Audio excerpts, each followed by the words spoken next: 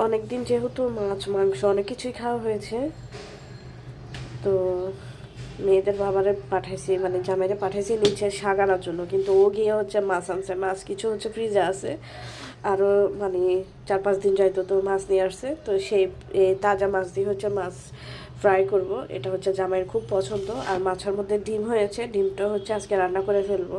ডিমটা হচ্ছে মানে একদম ফ্রেশ রান্না করলে মজা লাগে, ফ্রিজে রাখলে কেমন জানি ডিম ছেড়ে দেয় এভাবে। তো ডিম ভাজি করব।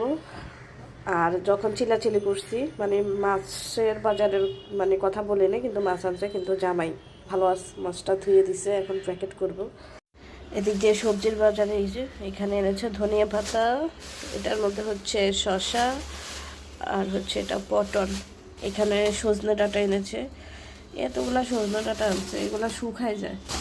সজনে ডাঁটা আমি ডালের মধ্যে দিয়ে খাই শুধু, আর এমনিতে রান্না করি না। এখানে ঢেঁড়স, উস্তা, আর হচ্ছে সিম। এই হচ্ছে সবজির বাজার। এই যে রান্নাঘরের অবস্থা, প্রচুর হচ্ছে শরীর খারাপ লাগতেছে, ঠান্ডা লাগছে, মাথা ব্যথা। এখন আস্তে আস্তে এগুলো করব।